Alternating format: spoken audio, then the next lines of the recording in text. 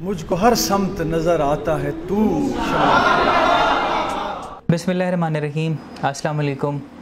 मेरा नाम आमिर हुसैन कुरैशी है और मैं इस सदरी बैठक में तशरीफ़ लाने वाले सभी लोगों को दिल के तहे गहराइयों से खुशामदीद कहता हूँ। आज के हमारे मेहमान फ़रहत अब्बास शाह साहब, जो किसी तारुफ़ के मोहताज नहीं हैं, जिनके शेरी मजमूए 1980 की दहाई में ना सिर्फ मशहूर हुए बल्कि आप एक सनद बन गए शेरी दुनिया में लोगों के लिए। आपका पहला शेरी मजमूआ शाम के बाद जो जब पहली दफ़ा पब्लिश हुआ और फिर देखते ही देखते उसके 100 से ज़्यादा एडिशन हमारे सामने आए, और उस दौर में कि जब सोशल मीडिया नहीं था तो किताब ख़रीदना और फिर किताब ख़रीदने के बाद उसको पढ़ना, तो ये एक बहुत बड़ा काम हुआ करता था। फिर इस वक्त तक तकरीबन इनकी 80 के करीब किताबें आ चुकी हैं, जिनमें शेरी मजमूए भी हैं, जिनमें हमें फ़लसफ़े की कुछ चीज़ें भी दिखाई देती हैं। शाहजी को 2022 में हुकूमत पाकिस्तान की तरफ से तमगा इम्तियाज़ भी दिया गया। हमारी खुशकिस्मती है कि शाहजी आज हमारे साथ मौजूद हैं आज की अदबी बैठक में।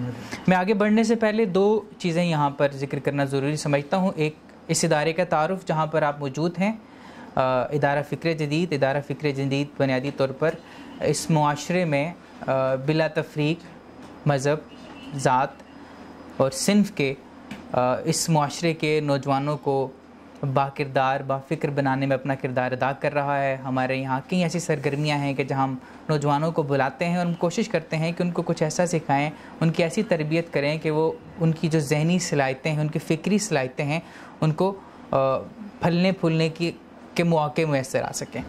दूसरी बुनियादी चीज़, अदबी बैठक से मुतल्लिक़ ये प्रोजेक्ट जो हमने 2025 के आगाज़ में शुरू किया था, जिसमें बुनियादी तौर पर हम हर महीने में किसी एक शायर या अदीब को बुलाते हैं, उनके साथ बैठकर उनके तख्लीकी सफ़र को भी डिस्कस करते हैं। अगर वो शायर हैं तो उनसे शायरी सुनते हैं, अगर वो कोई राइटर हैं तो हम उनसे उनकी कहानियाँ सुनते भी हैं, उनको मौज़ूए बहस भी बनाते हैं।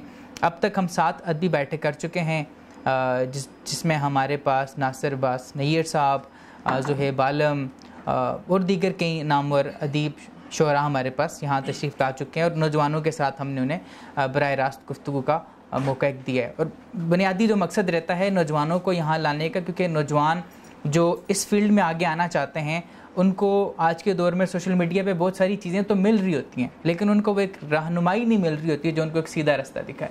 तो यहाँ हम कोशिश ये करते हैं कि किसी भी शायर या अदीब के सामने जब हम उन्हें लाएं तो वो उनसे सवाल करें, उनके सफ़र से सीखें, और ख़ुद फिर इस सफ़र में आगे बढ़ना चाहते हैं तख्लीकी सफ़र में, तो उनके लिए आसानियाँ हों। आज के इस प्रोग्राम में पहले मेरे कुछ सवालात होंगे जो मैं शाहजी के सामने रखूँगा, उनके जवाब हम जानेंगे। उसके बाद फिर हम आपकी तरफ आएंगे, आपके सवालात को हम लेंगे, और आखिरी हिस्से में हम कोशिश ये करेंगे, थोड़ा सा रिवायत से हट के हम कोशिश ये करेंगे कि आप में से कोई भी शख्स जो फ़रहत अब्बास शाह साहब की कोई भी नज़म या गज़ल सुनना चाहता है, जो उसे पसंद है, आप बताएंगे वो गज़ल या नज़म कौन सी है और आप क्यों सुनना चाह रहे हैं। आखिर उस नज़म या गज़ल में ऐसा क्या है कि जो आप अपने साथ कनेक्ट कर सकें और आज आप वो यहाँ पर सुनना चाह रहे हैं। तो हम बाकायदा बढ़ते हैं प्रोग्राम के आगाज़ की तरफ। पहला सवाल जो मेरा हर शायर या अदीब से रहता है, मैं शाहजी आपसे भी वही सवाल करूँगा।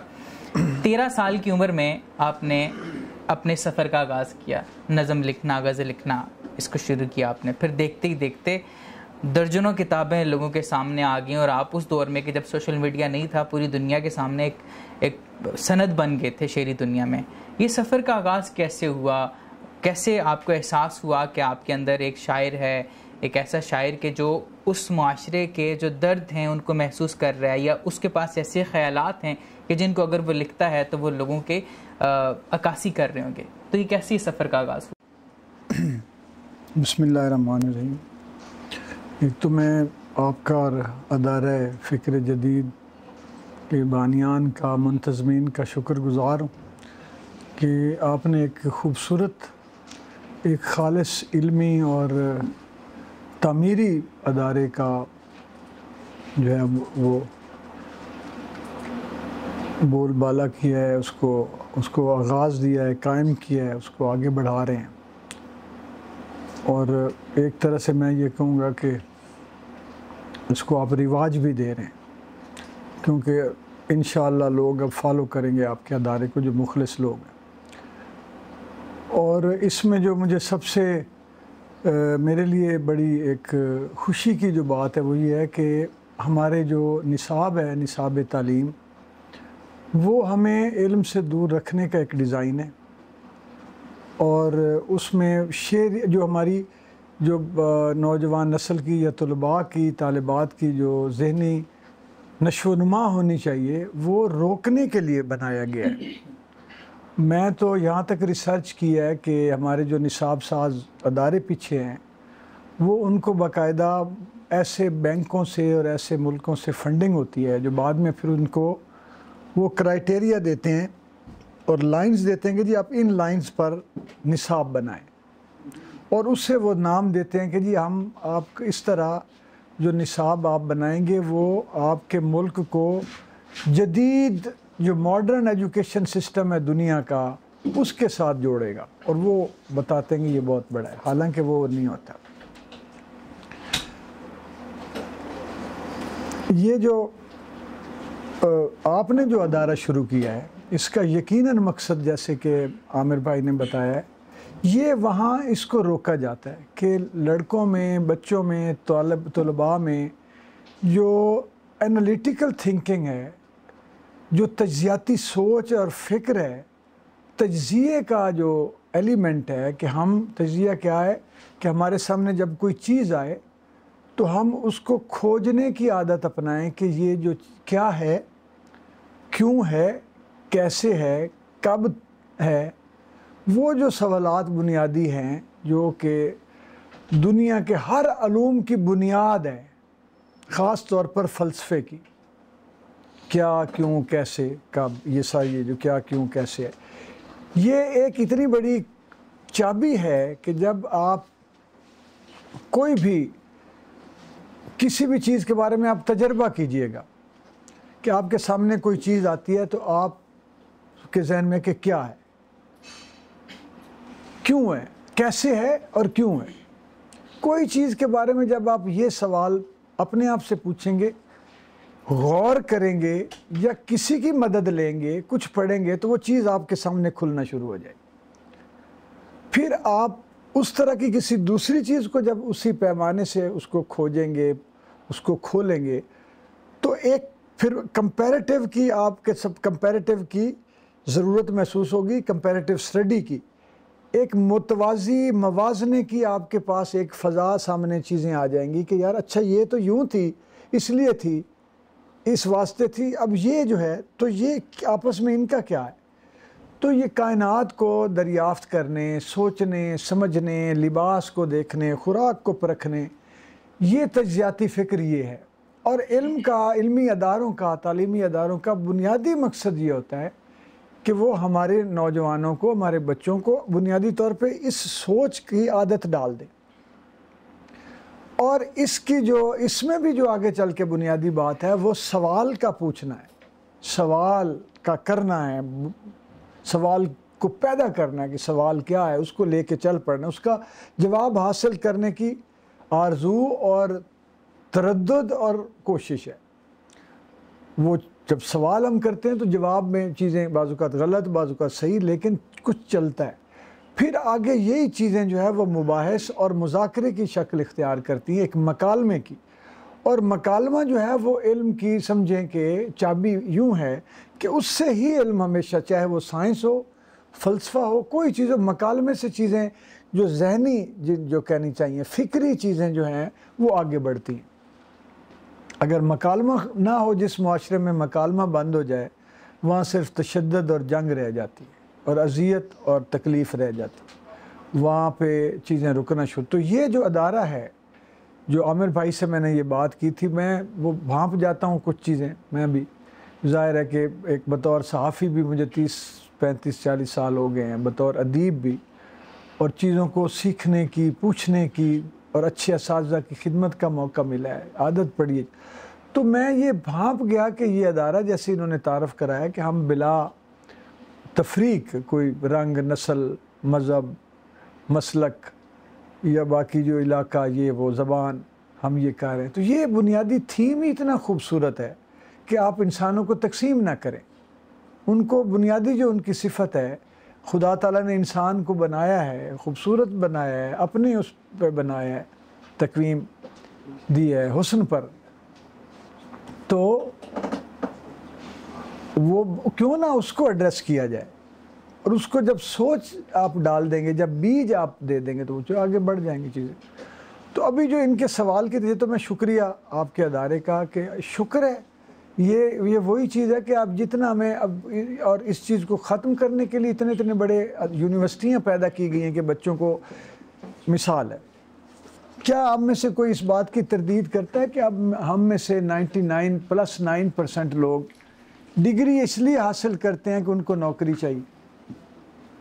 कोई एक भी हम में से कोई ऐसा है कि जो कहे कि नहीं जी, नौकरी के बगैर अब तो लोग डिग्री लेते? वो जो एक गुंजाइश है वो तो हो रहती है, जो 1.1%। यानी तालीम का मकसद क्या बना दिया गया? जॉब। और जॉब को नापैद और कामयाब कर दिया गया ताकि उसकी तरफ हमारा जो दौड़ है वो भी बढ़े और उससे महरूमी की परेशानी, बेचैनी हमारे जहन को मगलूब करे। वो अनरेस्ट भी क्रिएट कर दिया गया, वो किया गया है। कोई दुनिया में वो अजाब नहीं है अगर दौलत मुनसिफाना तकसीम हो जाए, गसब ना हो। तो डिग्री का पहला तो इल्म का यहीं से भुरकस निकल गया। उसके बाद हम कौन सी डिग्री अब पढ़ाई जाती है? यूनिवर्सिटियों के इश्तिहार आते हैं कि ये जी बड़ा फाइनेंशली ये हो गया, और पता नहीं प्रैक्टिकली ये है, और इंटरप्रेन्योरशिप ये है।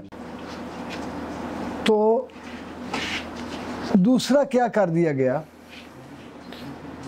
कि ऐसी ऐसी डिग्रियां मुतारफ़ करवाई जा रही हैं जिनका सीधा मकसद ही ये है कि रोज़गार, ज़्यादा पैसे, कम पैसे और ज़्यादा पैसे।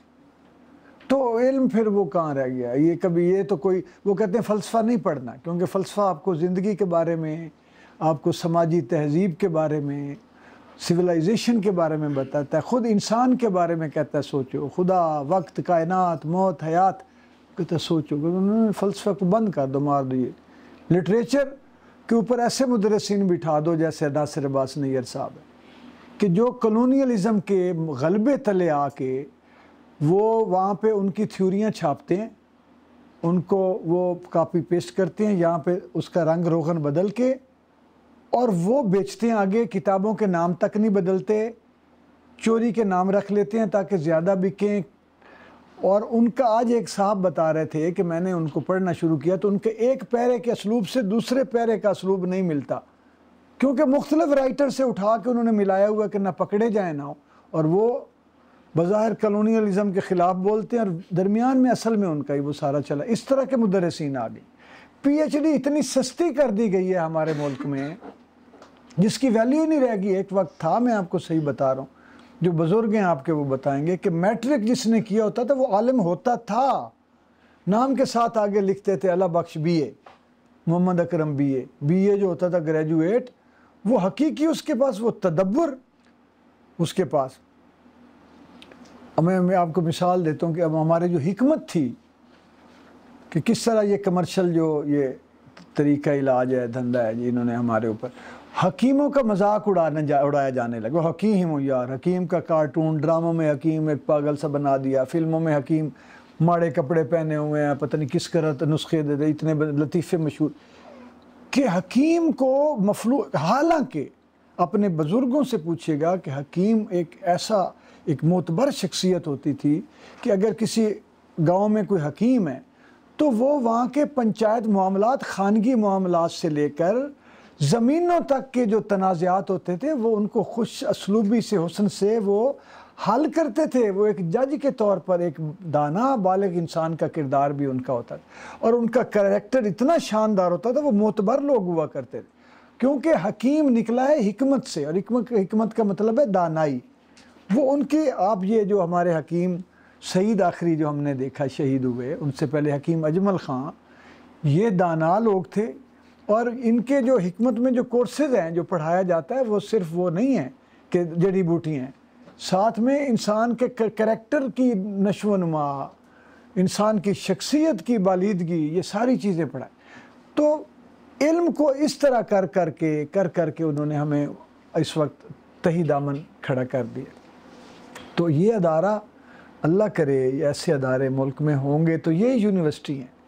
आप लोग यहाँ समझें कि एक थिंक टैंक एक बड़ी यूनिवर्सिटी में आते हैं कि वहाँ जो कुछ नहीं मिलता वो इंशाल्लाह, जैसे मैंने एक फ़ज़ा दानिस्ता पैदा किया कि एक आदमी यहाँ पे कुछ कह गया होगा, तो जिन्होंने नासिर अब्बास की बातें सुनी हैं वो जब मेरी सुनेंगे तो फिर उस पर गौर करेंगे, यार फ़रहत अब्बास शाह ने कहा था, गलत कहा था कि ठीक कहा था, कि वो कारिंदा है उसी कॉलोनियलिज़म का, उसी फ़रंगी का, उसी साम्राज्य पूरे निज़ाम का वो एजेंट है जो अभी तक फोर्ट विलियम कॉलेज के एजेंडे पर काम कर रहा है।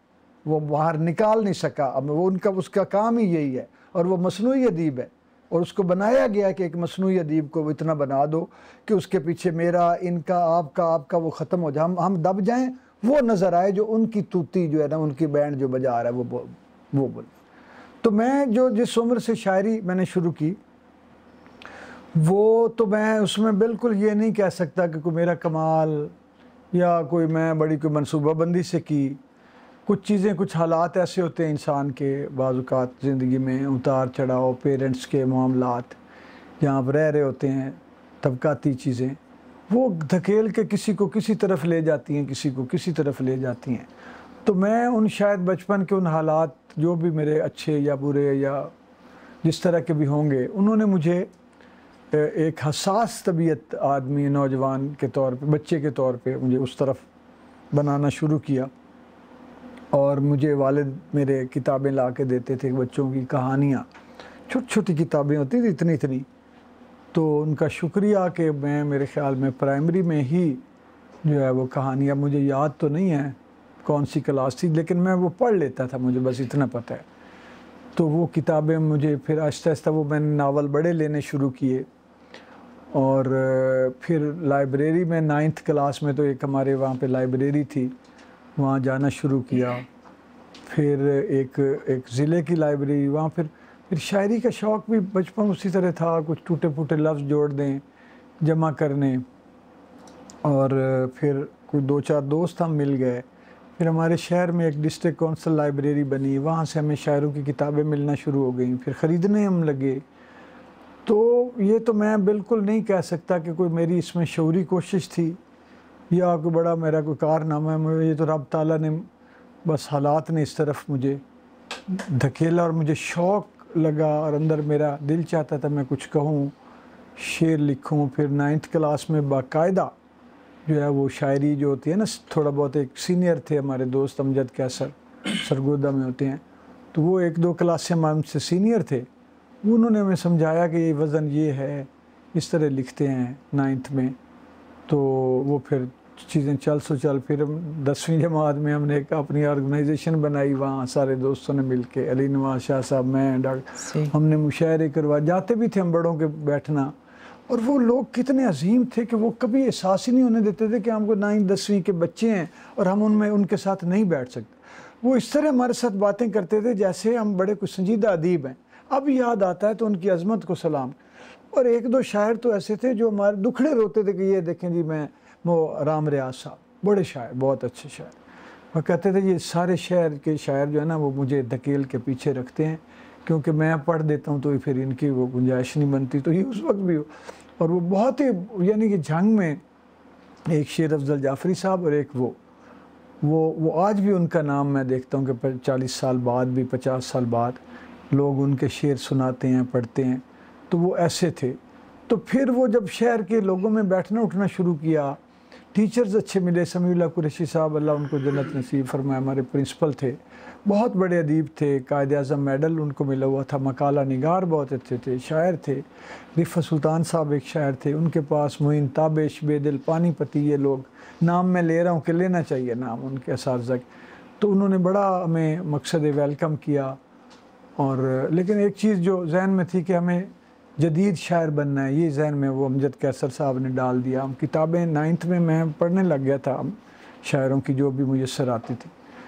तो फिर मेरा यूनिवर्सिटी लेवल पे जाके किताब आई मेरी, माज़रत, मैं कथा कलामी के लिए माज़रत, 1-2 सवाल यहीं से लिंक कर रहे हैं, मैं चाह रहा हूँ आप, क्योंकि हमारी अदबी बैठक बुनियादी तौर पर रहती है अदीबों के उस सफ़र को जानने में। जैसे आप शायर हैं तो हम शायरी से मुताल्लिक कुछ चीज़ें समझने की कोशिश करेंगे। एक मुझे सवाल जो बहुत रेलेवेंट लग रहा है यहाँ पर मैं आपके सामने रखूँगा। हम देखते हैं दुनिया भर में शायरी होती है, बड़े बड़े शायर शायरी को अपने अपने अंदाज से डिफ़ाइन करते हैं। जैसे टी एस इलियट ने कहा कि मेरे लिए शायरी इमोशन से या अपनी ज़ात से बाहर निकल कर हकीकत लिखना है।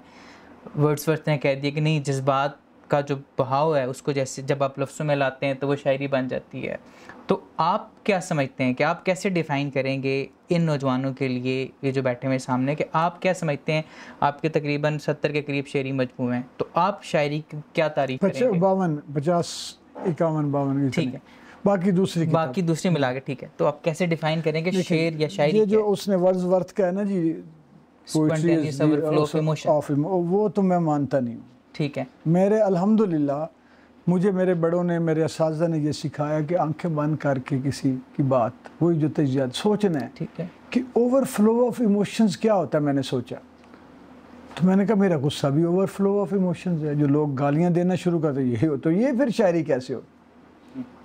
बेसाख्ता जो इजहार है, जो उमड़ पड़ना है जज्बात का, तो इसमें सोचना समझना जमालियात तो है ही नहीं। तो मैं तो जो एहसासात का जमालियाती इजहार है शायरी, तो वो है जब आपके जज्बात खूबसूरती का पैरान लेकर कोई हसीन सा लिबादा अपने ऊपर या डिज़ाइन में या दरोबस्त में या एक खूबसूरत इंतज़ाम से जब बाहर आते हैं आपके जज्बात, तो फिर वो शायरी है।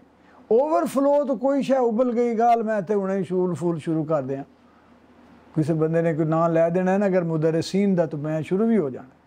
तो वो जो है वो नहीं है, वो वर्ड्सवर्थ मैं क्यों आंखें बंद कर लूँ। इसी तरह प्लेटो कहता है जी हर चीज़ दूसरी चीज़ की नकल है, मैं तो नहीं मानता। उसकी थ्योरी ऑफ इमिटेशन जो है, मैं तो कहता हूँ नहीं, हर इंसान, हर तख्लीक कार अच्छा जेन्युइन, वो उसमें कुछ ना कुछ इजाफा करता है। जो नथिंगनेस, आउट ऑफ नथिंगनेस तो नहीं होती, चीज़ें तो आती वहीं से हैं जो अल्लाह ताला की कायनात है। ज़बान आती है, तसव्वुर आता है, ख्याल आता है, इमेजेस आते हैं, मनाजिर हैं। लेकिन अगर जो तख्लीक कार है, जो बड़ा तख्लीक कार है, जो बड़ा साइंटिस्ट है, जो मूजिद है, ऐसे थोड़ी कहते हैं ईजाद, दरियाफ्त की इतनी वैल्यू है तो ईजाद की तो और ज़्यादा वैल्यू। वो कुछ अपना हिस्सा डालता है भाई उसमें, वो चीज़ों को मिला के बाज़ औक़ात नई चीज़ ले आता है, बाज़ औक़ात चीज़ों को अलहदा करके नई चीज़ बना देता है कोई। तो मैं उसकी मिसाल मैं देता होता हूँ, मैंने ये मेरे किसी किताब में भी है, और 30 साल पहले, कि अगर 3 लोगों को एक लैंडस्केप दे दिया जाए कि ये मंजर है जंगल का, 3 पेंटर उसकी तस्वीरें बनाए और बिल्कुल एक जैसी बनाए, और उनमें वो हो इस काबिल कि वो बना सकते हो, वो बना लेंगे। लेकिन अगर कोई उनमें से शदीद उदास तबीयत रखने वाला आदमी है तो उसकी पेंटिंग में उदासी आ जाएगी मंजर में। कोई बहुत खुशबाश है तो खुशी आ जाएगी, कि जो मुज़तरब है इज़्तिराब आ जाएगा, वो नयापन होगा जो वो अपना हिस्सा डाल रहा है। तो ये कुछ चीज़ें हमें मगरबी फ़लसफ़े, मगरबी अब इतनी हमें आदत हो गई है। आज भी एक बंदे ने कह दिया जी, फ्लॉबियर कहता है कि हर चीज़ जो कोई शय नई नहीं होती। मैंने कहा ये अपनी चोरी छुपाने के लिए असूल अब पूरा बना रहे हैं कि चूँकि हम किसी का ख्याल चोरी कर, किसी के लफ्ज़, किसी का मिसरा, तो अब ये असूल बना दिया इन्होंने कि चीज़ नई तो होती कोई नहीं। तो जब फ्लॉबियर का, मैं क्या फ्लॉपियर ही होएगा, फ्लॉप तू, मैं क्या मुझे क्यों आप मुतासर करना चाहते हैं फ्लॉपियर से। तो ये चीज़ें कुछ हमारे जो लोग, हम अपने आप को बचाने के लिए ना इतनी दलीलें हम बेहतरीन बना लेते हैं और उसको इल्म का दर्जा देने की कोशिश करते हैं, असूल का दर्जा देने। तो ये मैं ये समझता हूँ कि शायरी जो है वो बुनियादी तौर पर आपके एहसासात का खूबसूरत इजहार है, और वो अगर आपके पास पहले से पैरामीटर्स मौजूद हैं, वो आप सीख के अडॉप्ट करके उनमें ले आते हैं, तो वो फिर आपकी खारजी पैमानों के साथ तत्बीक, एडजस्टेबिलिटी, मुताबिकत भी उसकी हो जाती है, जिसकी आपको माशरे को, कारी को पहले थोड़ी थोड़ी आदत हुई होती है। उसमें फिर पैराओं में आप तब्दीलियाँ, फॉर्म्स भी बदलते हैं, बाज़-औक़ात आप ज़बान भी बदलते हैं। जब अंदर कैफ़ियत को मैं ये करता रहता हूँ कि मैं अपनी कैफ़ियत और अपने ख़यालात के लिए मेरी कोशिश होती है कि कुछ चीज़ें काबू में नहीं आ रही होती, तो फिर ज़बान, लफ्ज़, क्राफ्ट वो तलाश करता हूँ, दुआ मांगता हूँ। और मैं आपको एक बिल्कुल अपना ज़ाती सच्चाई से बता रहा हूँ कि शेर और अच्छा शेर, आमद का शेर, ये ऐसी चीज़ है कि जिस पे किसी शायर का इतराना, फ़ख्र करना या ये दावा करना कि मैंने ये शेर क्रिएट कर लिया, वो नहीं। यकीन करें बाज़ औक़ात आप शायरों से पूछें, एक एक साल ज़ोर लगाते रहते हैं, शेर ही नहीं होता, और एक दफ़ा चलते फिरते किसी दफ़ा हो जाता है कि शेर आ जाता है। तो इस पे बंदा रियाजत तो आप करेंगे, आप अपने जहन में वो भी करेंगे जो प्रोसेस है क्रिएटिव थिंकिंग का, के सोचता है, महसूस करता है बंदा, लफ्ज़ इकट्ठे, ये प्रोसेस आप करेंगे। लेकिन जो शेर आता है वो उसकी अता है, वो निज़ाम फितरत आप कह लें। अगर आप खुदा को नहीं मानते तो सिस्टम को मानते हो। तो मैं अगर खुदा को मानता हूँ तो मैं कहूँगा ये अल्लाह की देन है। आप कह दें जी फितरत ने दे दिया मैं जिसको खुदा ना खा, मगर कोई नहीं, ठीक है। वो भी अच्छा, एक लफ्ज़ आप कई दफ़ा भी इस्तेमाल कर चुके हैं, जेन्युइन राइटर या जेन्युइन शायर। अब ये नौजवान बैठे हैं, हमने अभी चीज़ें पढ़ना शुरू की, इतना एक्सपोजर नहीं है हमारे पास, तो एक नौजवान को कैसे पता चलेगा कि ये जेन्युइन राइटर है क्या, ये जेन्युइन अदीब है क्या, उसके क्या ऐसी अलामात होंगी कि हम समझेंगे यार ये राइटर है, ये कॉपी कर रहा है, इसका अपना आइडिया नहीं है, ये मगरिब या कहीं से भी आइडिया उठा रहा है, कॉपी पेस्ट करके भेज रहा है, और ये वो बंदा है जो वाकई तख्लीकार है, जो चीज़ें सामने लेके आ रहा है, वो वाकई नई चीज़ें, नई सोच है, नई फिक्र। इसको कैसे हम देखेंगे? मेरी एक किताब है, अभी मुझे अल्लाह का करम है, तो पहले मैं जब पढ़ रहा था तो उस वक्त साइकोलॉजी चूँकि मैंने पढ़ी है, फ्राइड और यूंग को पढ़ा, तो वो फ्राइड ने जो कंसेप्ट्स दिए हैं, ये शऊर का, लाशऊर, तहतुल शऊर, एडिगो, सुपर ईगो, इस तरह के उसने बेसिक जो दिए हैं।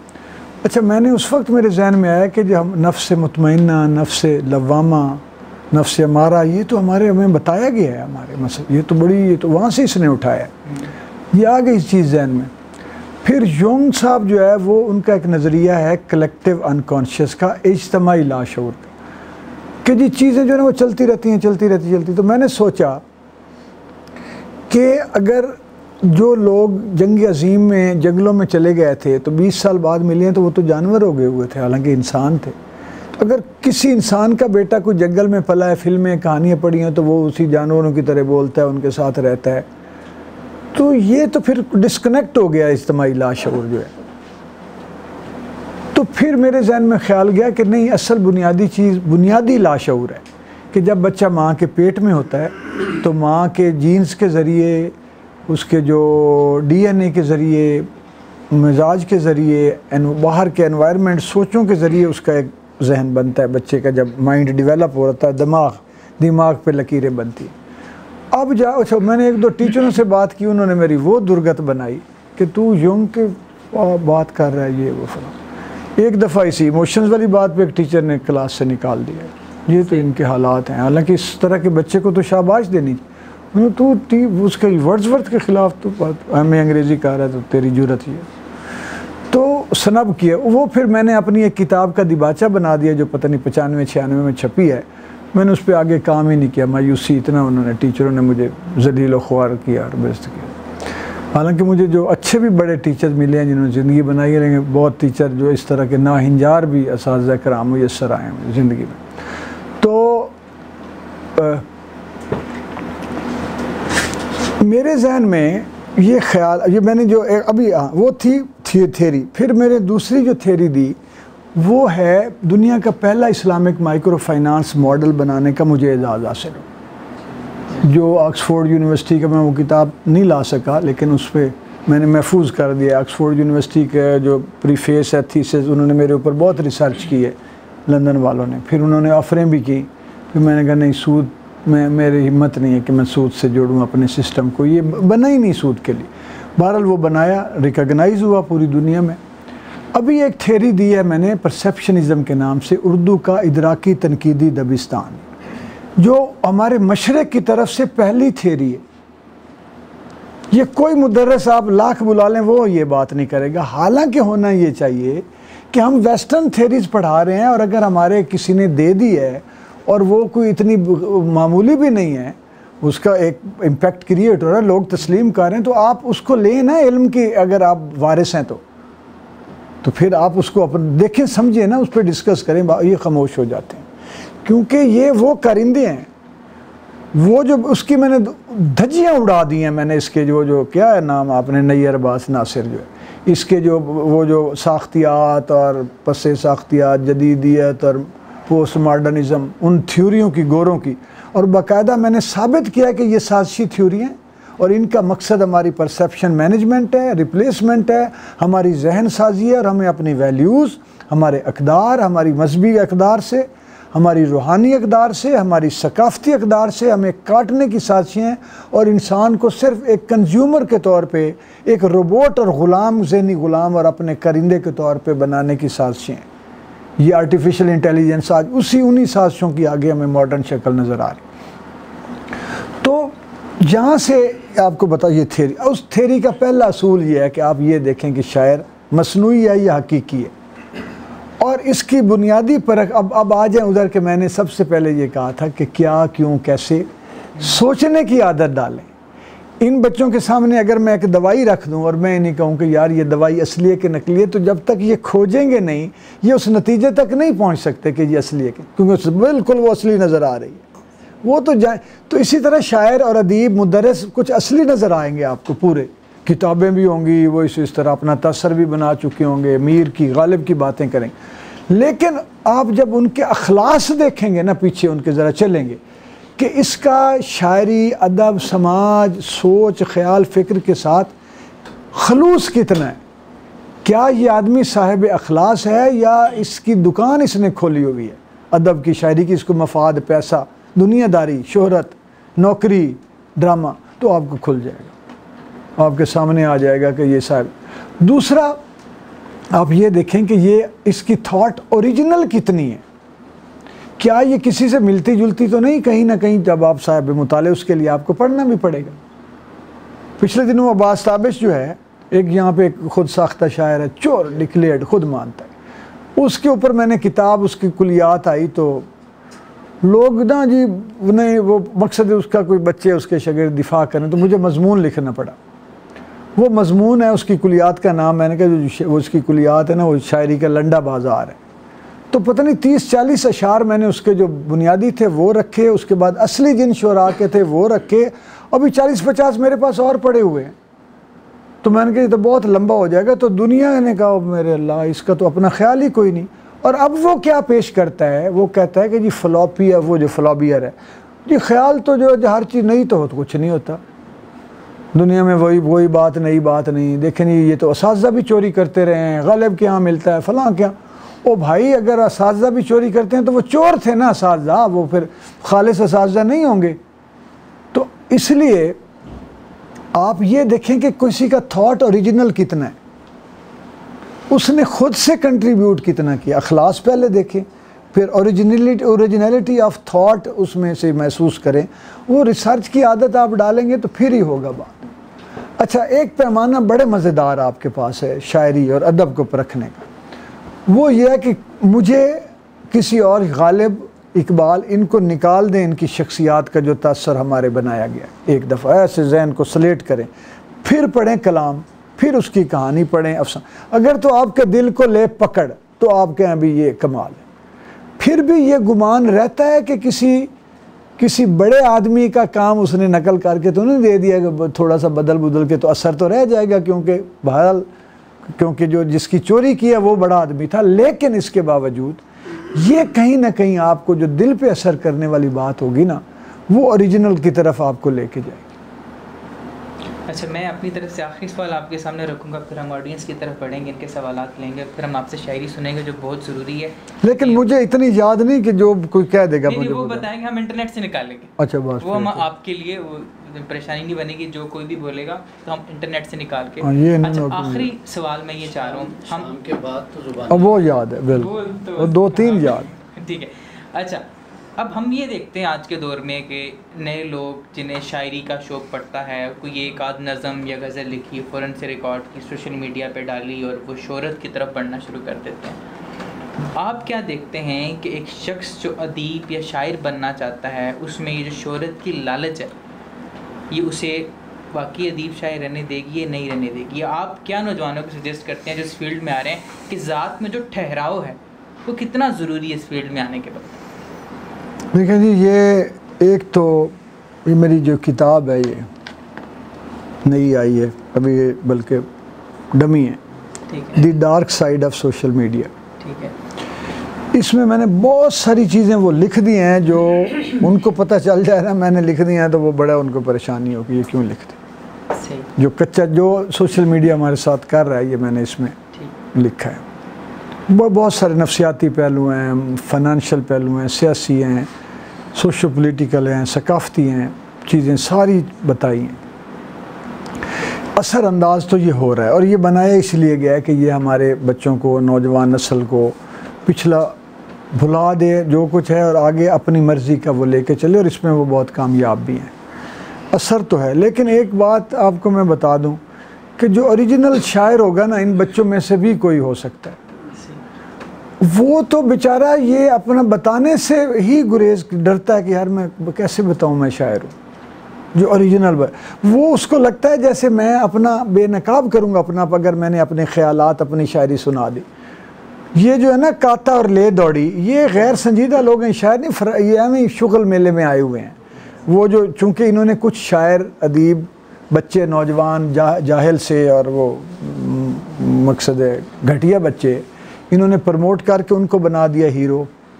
एक हमारे वो जॉन साहब जब बेचारे फौत हो गए, शराब पीते थे बहुत ज़्यादा, उस वजह से कुछ थोड़ा सा ज़हनी तौर पे भी वो अपसेट ही थे और वो बिगाड़ था, और वो उन्होंने सारे हरबे आजमाए कि मैं तो यहाँ पे हराम और हलाल की तमीज़ मिटाने आया था लेकिन मैं नाकाम हो गया। उनको ये नहीं पता कि इबलीस नाकाम हो गया, आप तो उसके बहुत छोटे से कारिंदे हैं और वो भी नहीं है। अगर आप ये करना चाहते हैं तो छोटे से एजेंट हैं आप उसके, आपकी क्या जुर्रत।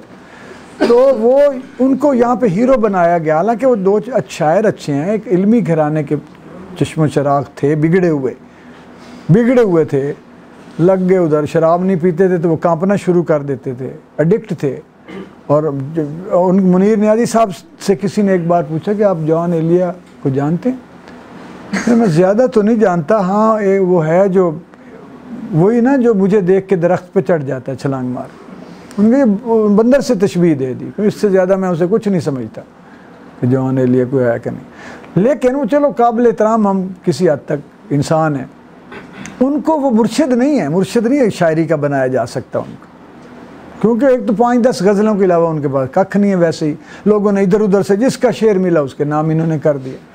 वो जब उनको चूँकि इनको इसलिए मुर्शिद इन्होंने सोशल मीडिया वालों ने पीछे जो थिंक टैंक बनाया कि वो नौजवान नस्ल को ख़ुदकुशी, बेराह रवी और तखरीब, जहनी इज़्तिराब और तखरीब की तरफ ले जाते हैं। खुद को तबाह कर दिया और मलाल भी नहीं, और सारे अब चर्च पी रहे हैं लड़के और कह रहे हैं खुद को तबाह कर दिया और मलाल, उनके हक़ में जा रही है ना बात। तो इकबाल लेके जाता है तामीर की तरफ। उन्होंने कहा इकबाल दा फुरकस कटो, नौजवान नस्ल से काटो, इकबाल को कोर्सेज से ख़त्म करो, इकबाल को मादूम करो, उसके ख़िलाफ़ प्रोपेगेंडा करो, ये तो तालिबान का शायर है, ये तो फ़लाँ, ये तो नौजवान नस्ल।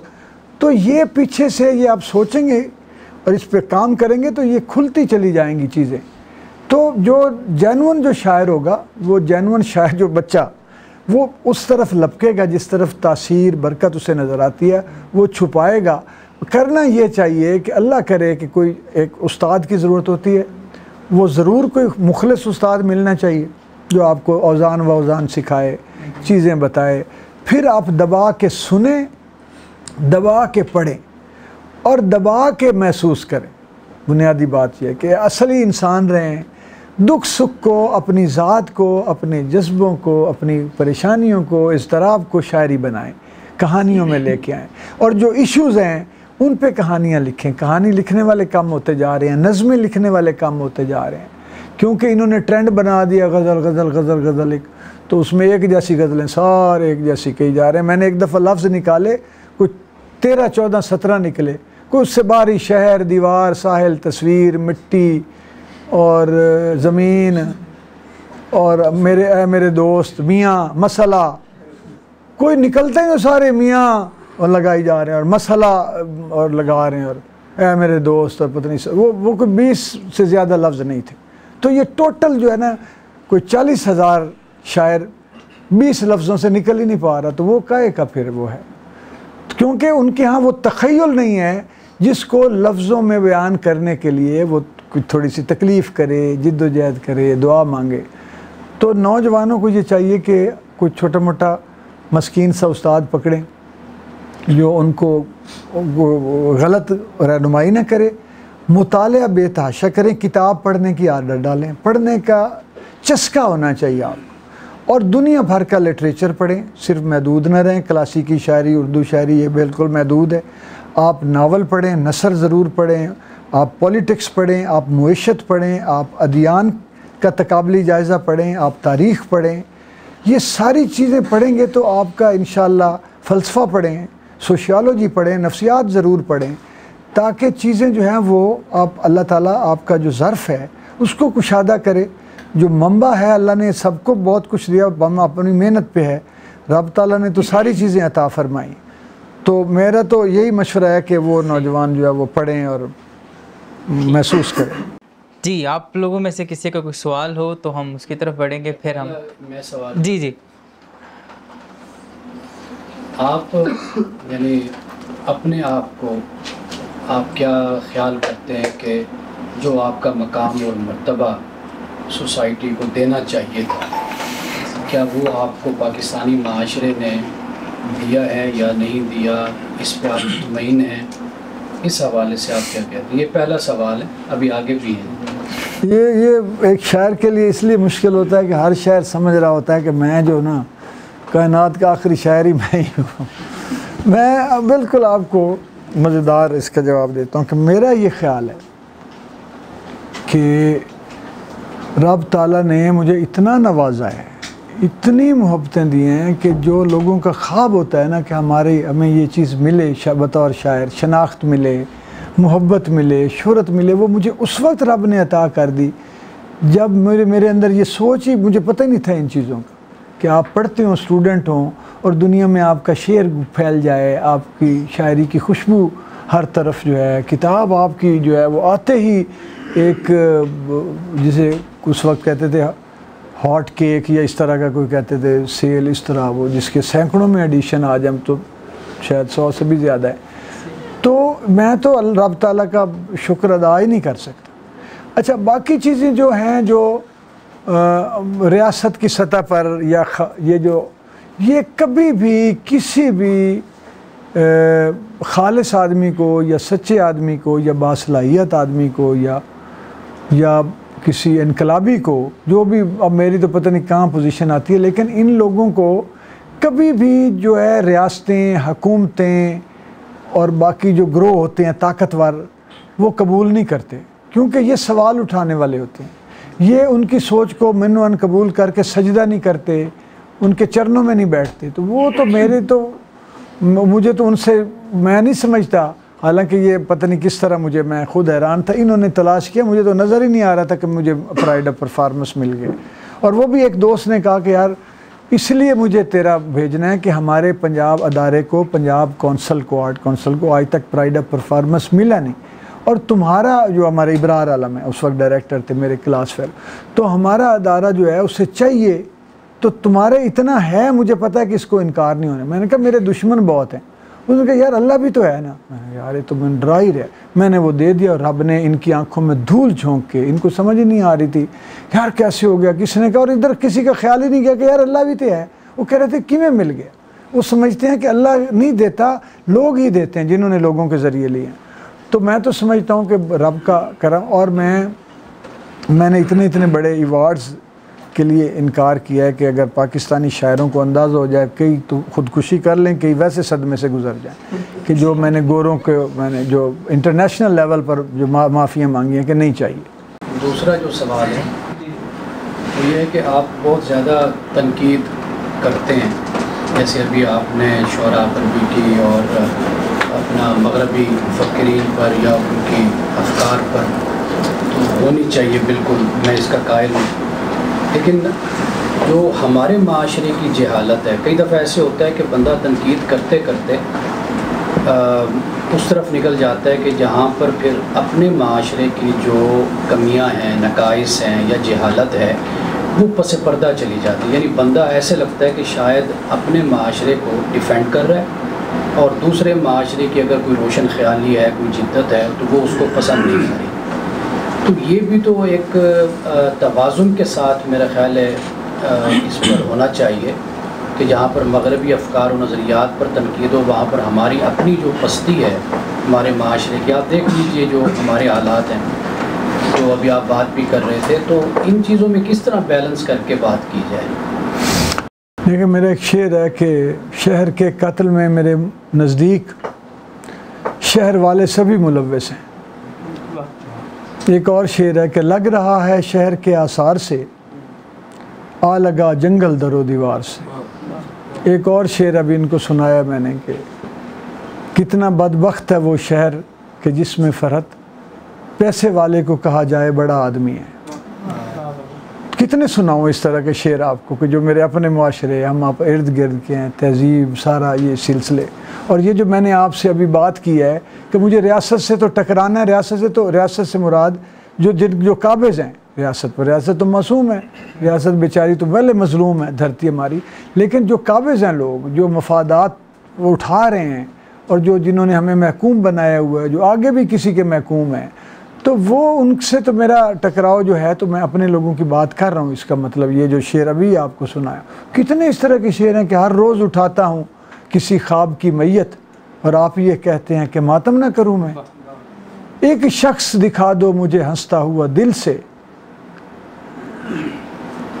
एक शख्स दिखा दो मुझे हंसता हुआ दिल से। और इसे आपके आगे भी है कि जो है ना, ये मैंने तो कोई इस तरह अशार में ये चीज़ें मौजूद हैं और जहाँ कहें, लेकिन मैं आपको ये बताऊं कि जो दुनिया भर की तकालीफ का बायस जो सबसे बड़ी शैतानी ताकत और क़ुव्वत है वो कैपिटलिज़म है।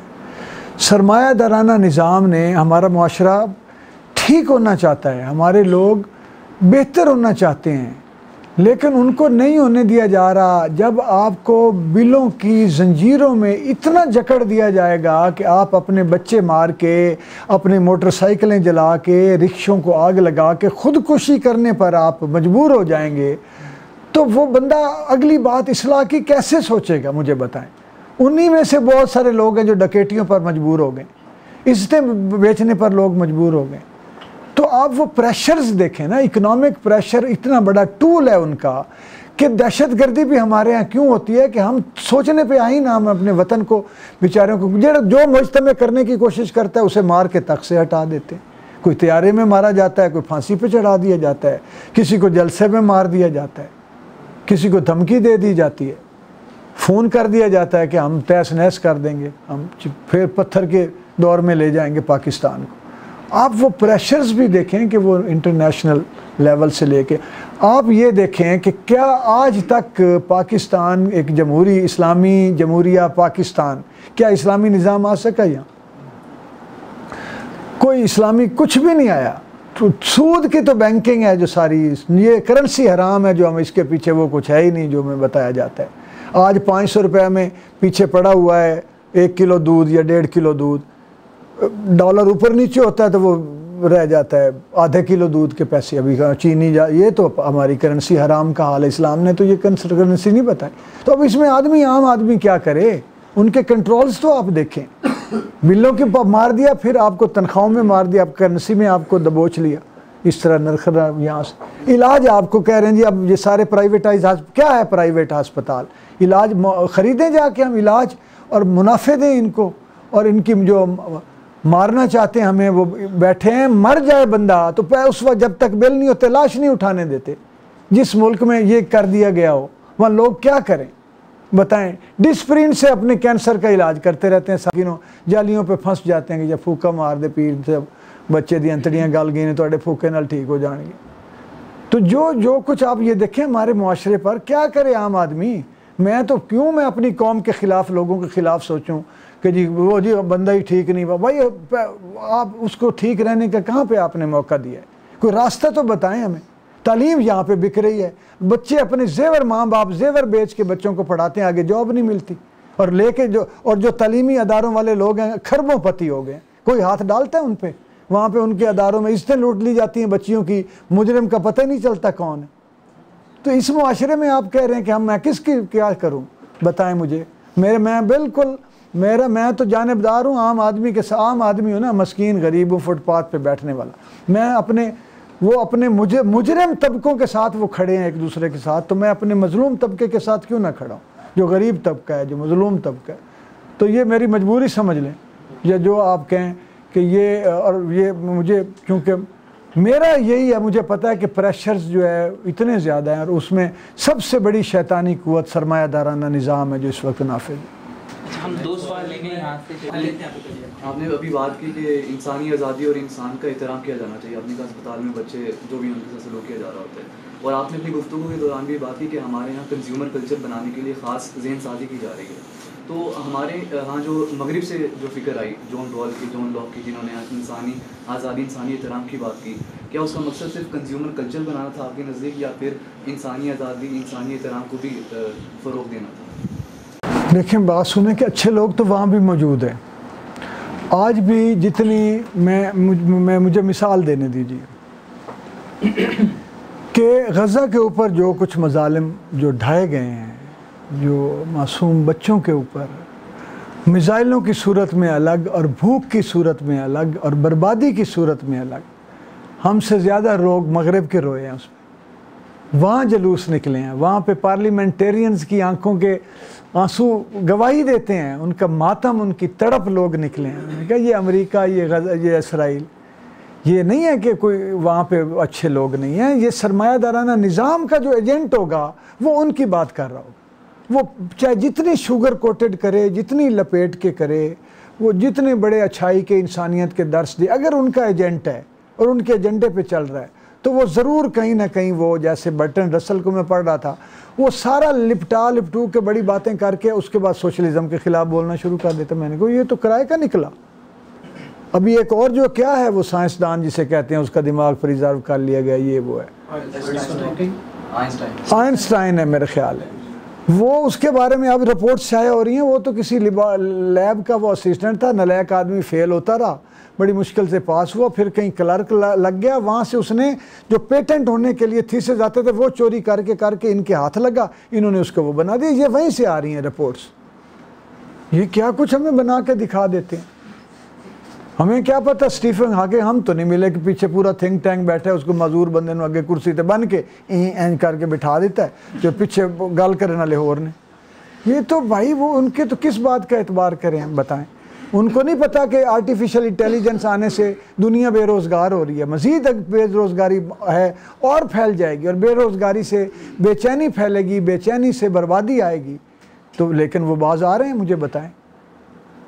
अभी अब जो खुराक की बात हो रही थी, आपका शुक्रगुजारी का तजर्बा बड़ा अच्छा जो आपने बयान किया, लेकिन आज के दौर में जो नौजवान है वो पेट की फ़िक्र से बाहर नहीं निकल रहा, उसी में सब जगह पे फंसा हुआ है, वो फिर वो इस अदब की तरफ कैसे आएगा?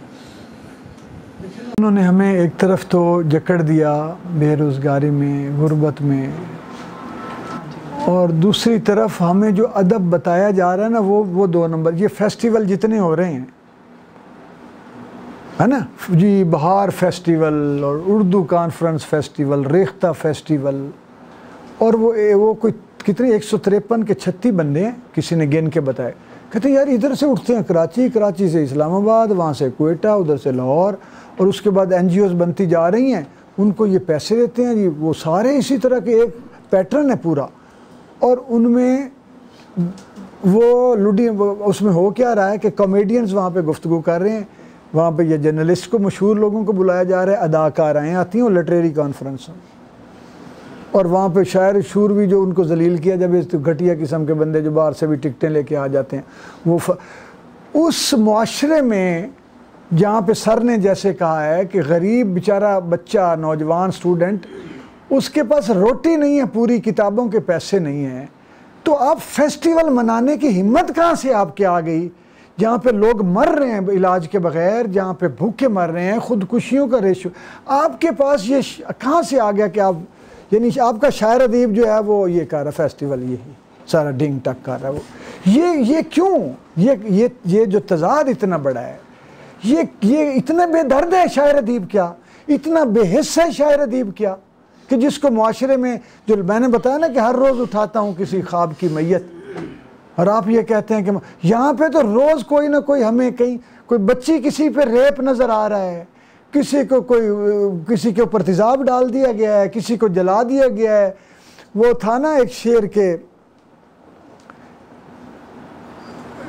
मजदूर इस बदन लौट आए हैं खाली मेरे मजदूर, और ये था कि गिनती में कोई एक फ़र्द हमारा कम है। यानी मैं शेर एक है इस तरह का कि यानी कि जब जो घर से निकलते हैं ना मजदूरी करनी, अब कराची को आप ले लें, क्या कुछ कराची के साथ इन्होंने नहीं जुल्म किया, क्या कुछ क्राइम, क्या कुछ तशद्दुद वहाँ नहीं हो, इसलिए कि वो एक हब था हमारा तिजारत का, हमारी बंदरगाही वो थी, एक शहर था, बस्ती थी, उन्होंने बर्बाद कर दिया।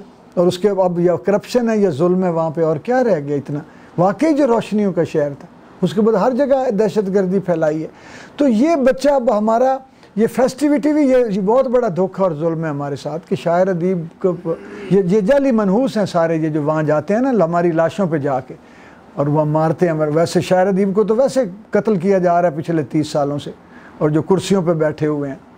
हाँ, मैं तो इफ्तिखार आरिफ साहब कहता हूँ ये हमारी जवानियाँ खा गया ये शख्स, कुर्सियाँ इसकी नहीं छोड़ते नहीं, अब भी बैठा हुआ है, पता नहीं कितने बोर्डों का मेंबर है, और वो उसको ये भी शेर को उसको लफ्ज़ के कल्चर का नहीं पता कि लफ्ज़ होता क्या है। तो ये अब बच्चे, ये है जंग दोहरी मेरे बच्चों, मेरे पुत्रों, मेरे बेटों, ये चारों तरफ से जंग है।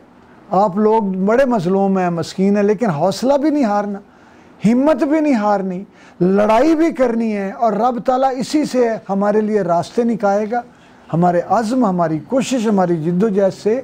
और जो शैतानी कुव्वतें हैं, ये ज़माना एक सा नहीं रहता। मैं आपको बताऊं खुदा की कसम, इस वक्त जो मिनट टाइम गुजरा है ना, लम्हा, अगले लम्हे ये और है, अगले लम्हे आप अभी हम तकलीफ़ में, एक हफ़्ता, अगले हफ्ते हम निकल जाएंगे। ये रब ने इस वक्त को ताकत दी है।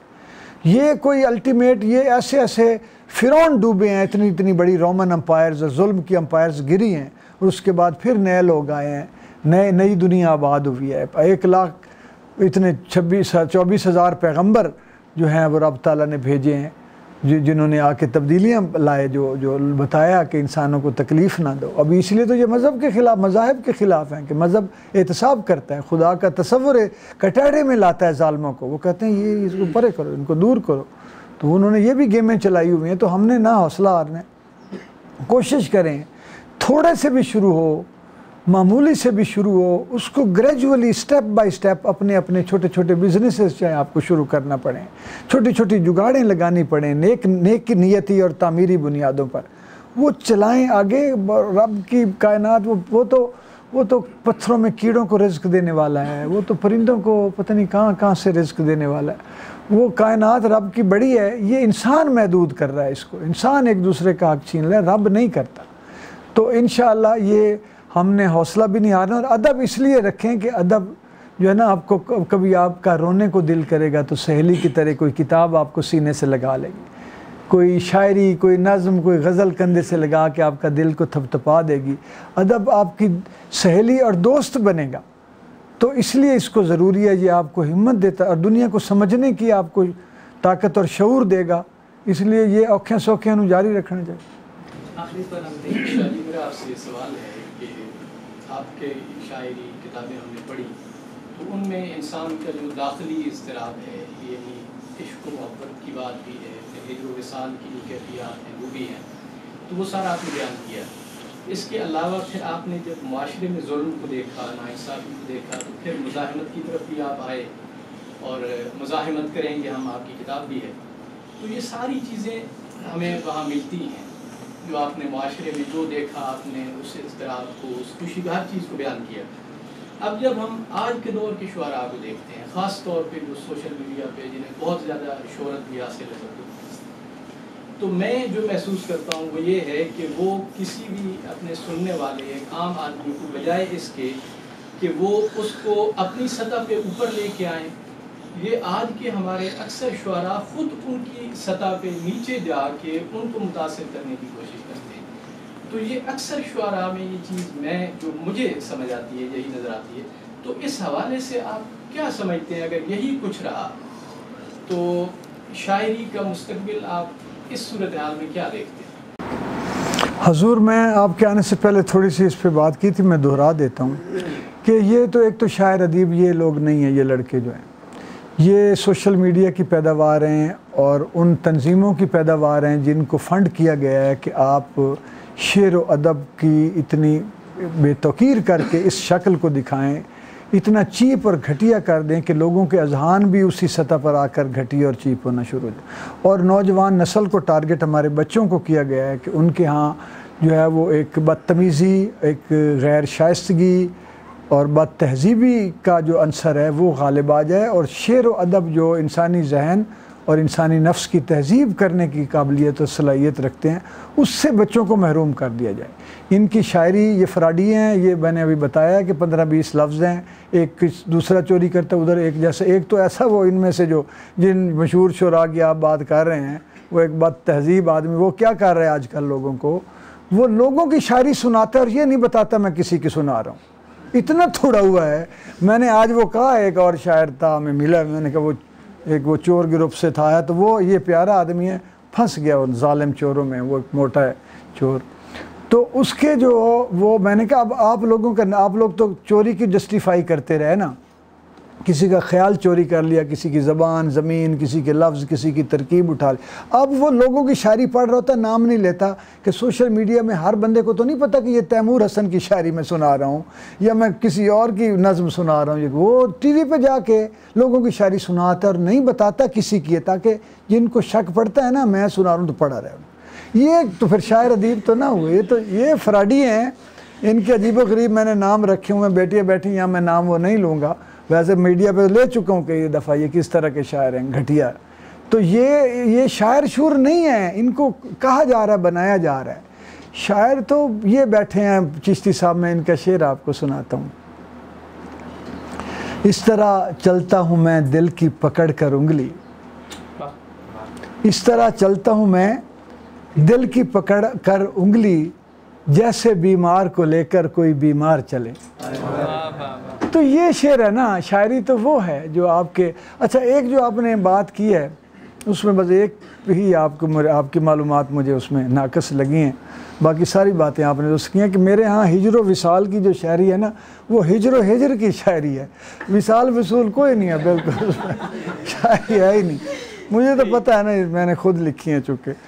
तो आपको सॉरी इंटरप्ट, जी बेटा, जो आपने बात की जब इमोशनल एक शायर होता है अपने जज्बात का इज़हार उसके कैथारसिस करता है, तो क्या फिर वो रिलैक्स भी हो जाता है या नहीं कर उसके अंदर? जी बिल्कुल, बहुत अच्छी आपने बात की। कैथारसिस का एक इतना खूबसूरत ये ज़रिया है शायरी, जब वो समझे रो लेता है वो बंदा, ये यानी जिस तरह आप डायरी लिखती हैं या लिखते हैं तो कैथारसिस होता है, ये लिखना चाहिए। खुदा की कसम दर्द कर्ब, ये मैं आपको एक बात बताऊं, मेरी बेटियां, आप लोगों ने कहा जी फ़रत अब्बास शाह की शायरी जो है वो लड़कियां बड़ी पसंद करती हैं, लड़कियां, अब ये इससे तासर जो जाता था कि कोई जैसे मकसद है कि एक लड़का शायर है, तो अब मुझे और सतह पे पता था कि हमारे माशरे में हमारे बच्चों को, हमारे लड़कों को बेटियों की निस्बत ज़्यादा इजाज़त है कि वो घूमें फिरें, वो इजहार करें, नाचें गाएं। बेटियों पर बड़ी मजबूरियाँ जब माँ बाप के घरों में होती हैं तो और तरह की, जब अपने ससुराल चली जाती हैं और तरह की। तो मेरी चूँकि वो जो शायरी थी वो जैसे एक जो पूरी नस्ल का जो प्रेशर दबाव था उस वक्त, और जो दुख था, जो उदासियाँ थी, वो जब पढ़ती थी तो उनको अपने हालात लगते थे, मजबूरियाँ अपनी। और मैं आपको बताऊँ एक आध शेर 52 किताबों में कोई मैंने शरारतन कोई लिख दिया हो एक आध, वरना अल्हम्दुलिल्लाह मेरी शायरी में कहीं कोई बद तहजीब, कोई जुमला, कोई गैर शाइस्ता, जैसे होता है ना, मिसाल मैं इसको भी समझता हूँ कि कुछ शुरा ने जी जो मेल हैं उन्होंने ख़वातीन अपनी महबूब की जो है खद्दो खाल जो बयान किए हुए हैं, वो मेरा तो सरापा निगारी कहते हैं, मेरा नहीं है, इस तरह का कोई है ही नहीं शेर। उदासियों का इज़हार है, दुखों का है, जबर का है, लोगों के माशरती रवैयों का इज़हार है। तो ये कैथारसिस का इतना शानदार एक टूल है शायरी, अदब, कहानी, नावल, कि इससे बड़ी बात नफ्सियात की, जितनी मैं नफ्सियात का तालिब इल्म हूँ, डिप्रेशन में के इलाज में मैंने PhD की है, यानी मैं इस शोबे का आदमी हूँ। और मैं ये कहता हूँ कि कोई थेरेपी जो है वो शायरी और अदब की तख्लीक से बड़ा ज़हनी इलाज मुहैया नहीं कर सकती। सवाल ले लेते हैं, मैं एक साथ फिर हम उसका नरेश संगीत के एक शायर हैं इमाम अहमद रज़ा, मजहबी तौर पर उन्होंने नातिया शायरी की, उनके हवाले से आप कुछ कहें? देखिए, नातिया शायरी और अहमद रज़ा बरेलवी साहब मुर्शिद, सुभान अल्लाह, मेरी सरकार की मदद करने वाले का जो मर्तबा है, मैं तो मेरे इशारों में कि वो तो शहनशाहों का नहीं है हजूर, ये तो वो सलीका करीना है। नहीं, ये अशार है, नात के अशार में मैंने, अब मुझे उस ज़बानी याद नहीं है कि मैं तो आपके ग़ुलामों का ग़ुलाम हूँ, आपके मैं सना खान हूँ, तो मेरे जैसा मर्तबा कहाँ है किसी शहनशाह के पास, तो वो तो सुभान अल्लाह। जी, सवाल ये सर जी, उर्दू अदब की जो ये तरक्की पसंद तहरीक थी, इसने अदब को फ़ायदा दिया या नुकसान पहुँचाया? दूसरी बात ये कि जो यंग शोरा हैं, नौजवान शायर है, जैसे पाक टी हाउस और हल्का बाबा जो दीगर इदारे थे, वहाँ पर जाके सीखने के मौके थे, उस्ताद थे, औजान और बहनों का जो सारा तनासुब सीखा जाता। आज के ज़माने में कोई ऐसा प्लेटफॉर्म नज़र नहीं आता जहाँ पे आके नौजवान शायर अपने आप को मुस्तकिल शायर बनाने में मदद करें, कोई साजा कोई ऐसा प्लेटफॉर्म आपकी नज़र में उपलब्ध है? ये जो आप कह रहे हैं नज़र नहीं आता, वही है हल्कर बाब ज़ौक़ है, उसके जॉइंट सेक्रेटरी बैठे हैं। आमिर भाई का हमारा अदारा तजदीद फ़िक्र हम मिल के 1-2 प्रोग्राम करवा चुके हैं। आगे नातिया मुशायरा फरमा रहे थे, इन्होंने फरमाया वो भी करना है, वो हो रहा है सिलसिला। कोई आ जाता है तो चिश्ती साहब के मैं ज़िम्मेदारी इनकी, कभी ये मेरी लगा देते हैं, वहाँ साज़ा भी मौजूद हैं। ये सिलसिला है अल्हम्दुलिल्लाह जारी, और ये जिस अदारे में आप बैठे हैं ये भी वही फ़र्ज़ अदा कर रहा है, तो ये है। और एक पहले क्या आपने बात की, तरक्की पर उर्दू, और वो बहुत फ़ायदा दिया। नज़रियाती तो बताया ही उन्होंने ही बताया कि सिर्फ इश्क मशूकी च ना रहो, कि इस पर निकल ही नहीं रहे, लोगों के हालात देखें, सियासी जबर की बात वो करते हैं, इस्तेसाल, मुआशी इस्तेसाल की बात करते हैं। नज़रिए के तौर पर वो इंसान को एक बड़े इंसान में बदलते हैं। जो हज़रत अली का एक कौल है कि नज़रिए, जो नाबलद इंसान जो है उसकी मिसाल, नज़रिए के बगैर इंसान की मिसाल उस भेड़ जैसी है जो अपने रेवड़ से बिछड़ गई हो। तो नज़रिया, वो तो नज़रियाती लोग हैं अल्हम्दुलिल्लाह। आप बताएं। मेरा क्वेश्चन था कि जिस तरह कि आपने बात के हमारे मुआशरे में जितनी नाइंसाफ़ी है, जो सारी चीज़ें चल रही हैं कि एक इंसान पे इतना स्ट्रेसफुल जो एक इन्वॉल्वमेंट क्रिएट कर दिया कि उससे निकलना उसके लिए दिन ब दिन मुश्किल होता जा रहा है। उसके बाद आपने एक बात की कि जो AI आ रही है, टेक्नोलॉजी आ रही है, उस पर जदीद जो इन्वेंशन हो रही है, उससे जो लोगों की बेरोज़गारी मज़ीद होगी। तो हमारी जो सोसाइटी में मैं AI पे काम करूँ उस टाइम से, जो मैं चीज़ देखता हूँ कि हमारे लोगों में मसला क्या है, हमारे लोग कंपेटिटिव नहीं है। वो अपने आप को इतना स्ट्रेसफुल माहौल में लेकर ही नहीं आ सकते कि वो चीज़ें को बेस कर सकें या देन उससे फाइट कर सकें। जो AI भी आ रही है वो अब हमारी पाकिस्तान में इतना काम नहीं हो रहा है जितना कि वर्ल्ड वाइड हो रहा है, और लोग उससे अच्छा खासा कमा भी रहे, अपनी चीज़ें भी सॉर्ट डाउन कर रहे हैं। वो जो कैपिटलिस्ट माइंडसेट है, क्या ये होना चाहिए लोगों में कि नहीं होना चाहिए? नहीं, दो चीज़ें आ गई। कैपिटलिस्ट माइंडसेट एक वो है जो कैपिटलिस्टों का है, जो आप बात कर रहे हैं कि यार हमें पैसा कम, क्यों, रिज़्क़ हलाल तो कमाना चाहिए ना, नहीं कमाएंगे तो पागल हो के गुर्बत की तो मना है, कर्ज है गुर्बत, बिल्कुल क्यों गरीब हम। लेकिन जो आपने बड़ी अच्छी बात की कि जो बतौर एक जो मुल्की सतह पे, कौमी सतह पे कुछ नहीं हुआ, कंपेटिटिव है ही नहीं हम। लेकिन अभी मैं आपको, मेरी उम्मीद है, मैं क्या करूं कि अभी जो एक्सप्लोर किए जा रहे हैं नए एवेन्यू, इन्होंने पहली दफ़ा एक SIFC एक अदारा है कि जो सरमायादारी कौंसल, सहूलत कौंसल है, जो वो ये कर रही है कि उसने हमारे जो बलूचिस्तान के एसेट्स हैं, मिनरल्स हैं मुल्क में, और उनको ओपन मार्केट में रख दिया है। पहले ये होता था कि मुख्तलिफ माइनिंग कंपनी, मेरी एक वो किताब आ चुकी है बलूचिस्तान के ऊपर, the untold story of Balochistan, multinational mining corporations और दुश्मन ममालिक की बलूचिस्तान में खून रेजी, उसका नाम है धात और खून, मेरी किताब का नाम, जिसमें मैंने ये तफसील से लिखी हैं चीज़ें।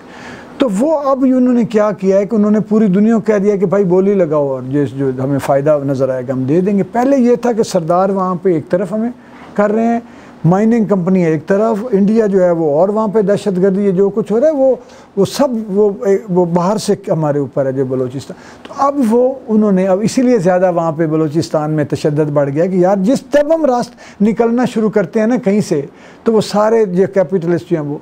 लेकिन मुझे लगता है अल्हम्दुलिल्लाह कि इस वक्त ख़ास तौर पे जो हमारे फील्ड मार्शल हैं और जो इस वक्त और जो असली हुक्मरान हैं, मुझे कहने दें, ये बेचारे ये पपेट्स तो नहीं मैं कह रहा, लेकिन वो उन्होंने जिस प्रेशर से, जिस तरीके से बचा के इस मुल्क को आखिर निकाल लिया है उनके उस तबाही के दाने से, क्योंकि एक जंग ख़ित्तों में भी चल रही है कि अमेरिका का जो इस वक्त जो उसमें सूरत हाल है वो और है, वो ख़ित्ता पूरा, और इधर जो हमारा ये जो साउथ एशिया, चाइना, रशिया, ये ब्लॉक है, ये इनके दरमियान में भी बहुत कुछ है और हम उसमें भी दरमियान में फंसे हुए हैं। अभी जो जंग मुसल्लत की जा रही थी भारत की तरफ, ड्रामा पूरा नहीं, पहलगाम और वो सारा, वो अल्लाह ने उसमें हमें फ़तह दी, वरना उनका तो ये था कि यहाँ चूँकि चाइना और हम मिल के ही बहुत कुछ आगे पाकिस्तान करने जा रहे, तो अभी चीज़ें बेहतर होने की उम्मीद है।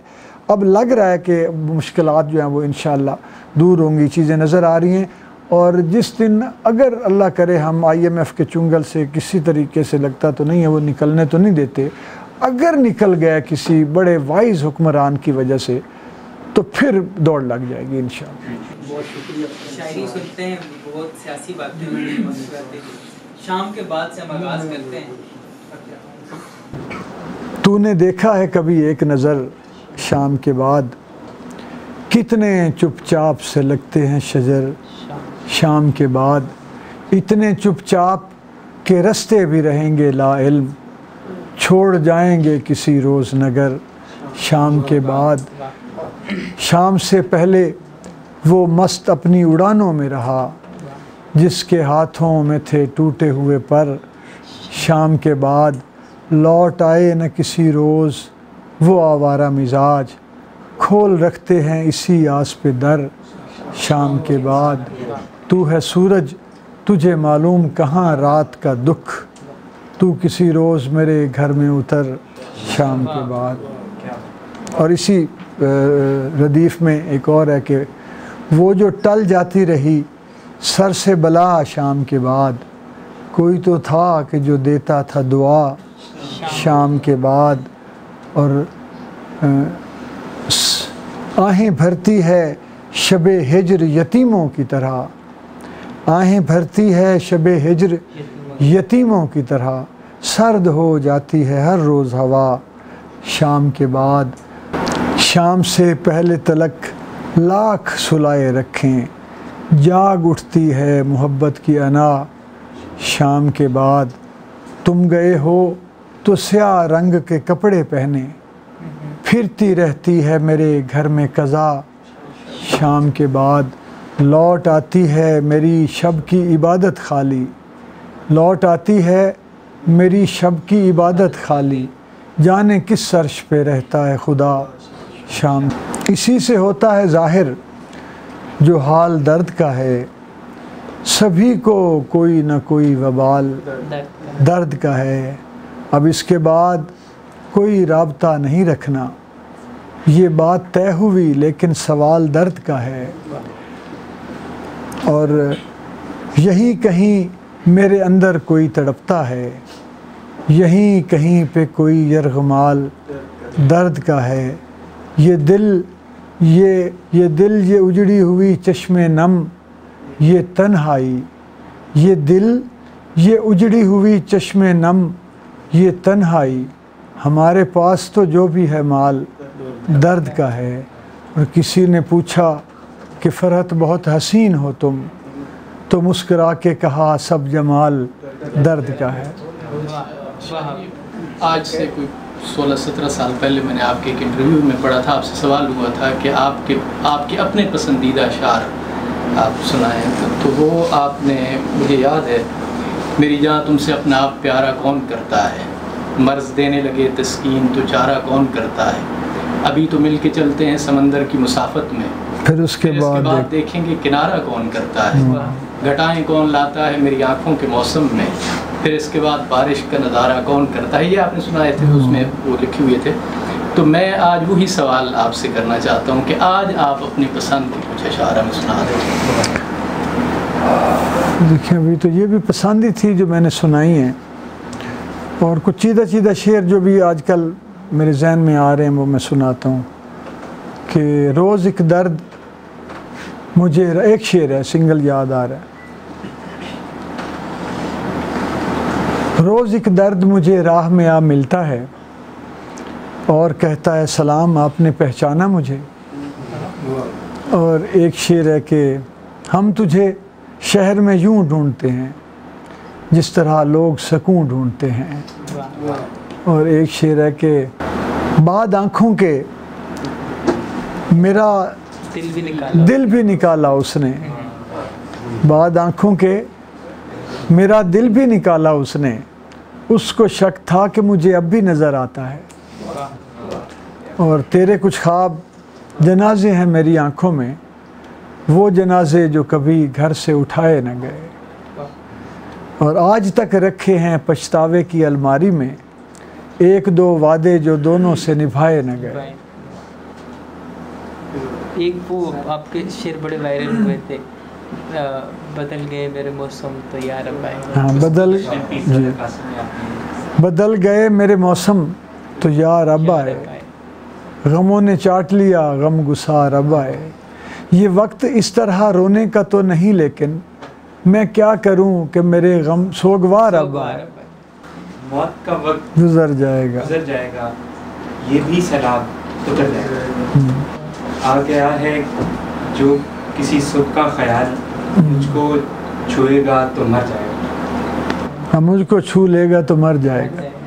क्या खबर थी मेरा खामोश मकाम, अपनी आवाज़ से डर जाएगा।